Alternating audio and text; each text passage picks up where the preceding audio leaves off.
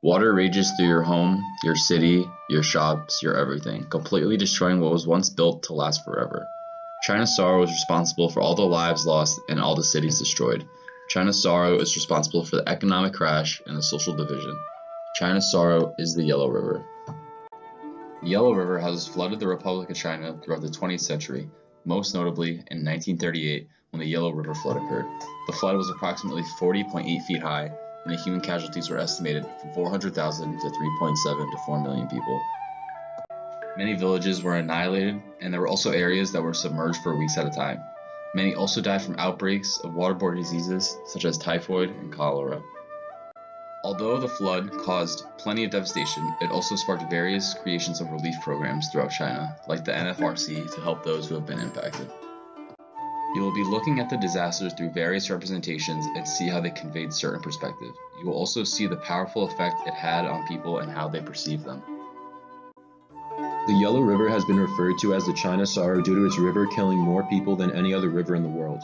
The flood of 1938 specifically resulted in the first major response to a disaster within the Republic of China. This sparked many relief programs that were formed, such as the NFRC. The Yellow River brought many years of soil deposition that caused millions of tons of yellow mud to settle in its riverbed. This made the water level rise, which ultimately made it common for rainfall to exceed the river's boundaries. By the year 1938, there was an abundance of yellow mud built up, and a rainy summer monsoon created the devastating and frustrating flood, which is known today as the Yellow River Flood of 1938. Like stated earlier, tragically nearly 4 million people were killed, and it took the country several years to recover. Officially, this disaster lasted 3 months, and the area that was affected is over 200,000 square kilometers, which can be compared to the size of England and half of Scotland as well. Many people were also struck with illnesses and died from disease.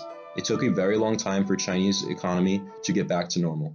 At the time, the government estimated that nature had affected more than 25 million people, but modern historians and researchers believe that as many as 53 million may have been affected. Along with that, agriculture was heavily affected. 15% of rice, tea, and wheat crops was lost. This led to a rapid rise in the prices of necessities, and people went hungry very quickly. While all these events were taking place, China's initial attempts to fund the relief effort through issuing bonds failed due to the Japanese invasion of Manchuria, which had caused the bond market to collapse. Eventually, the NFRC managed to negotiate a number of wheat and flour loans from the US government to distribute a huge quantity of relief throughout the disaster zone. The relief effort was also described as an important progressive step in establishing a new government and lessening the threat from communism. The funding budget was tight, therefore local elites in disaster-affected communities provided considerable relief to their fellow citizens. We now take a look at a picture taken by an American missionary by the name of Edward C. Perkins, who was present during the time of these great floods. The image depicts a downward view of a walkway that was created by the National Flood Relief Commission for people to walk over in Yangtze, China in 1931. There were no indications that this photo was published, so it is unclear as to who the intended audience was for this image. There are also many ethical issues surrounding it.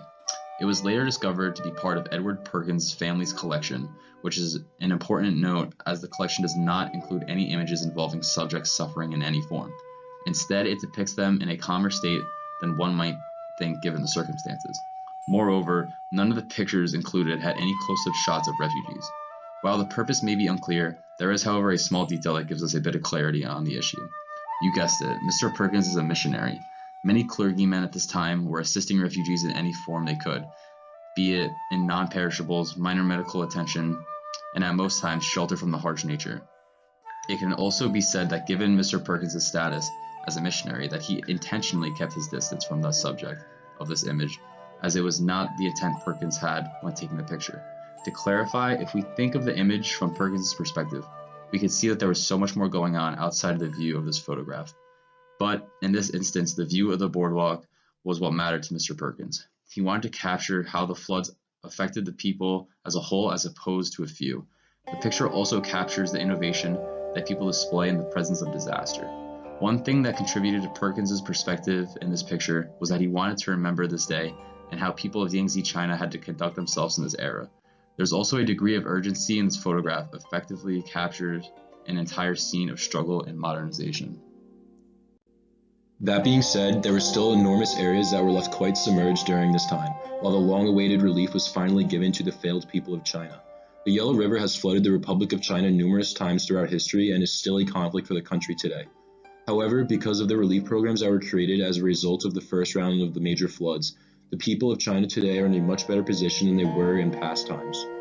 While one of the two major causes for the Yellow River floods of the 20th century seems to be out of harm's way, the issue of living near these high-risk locations still concern people. A bit of relief for the Republic of China is that if such a disaster were to occur in today's day and age, the calamity would be much more short-lived.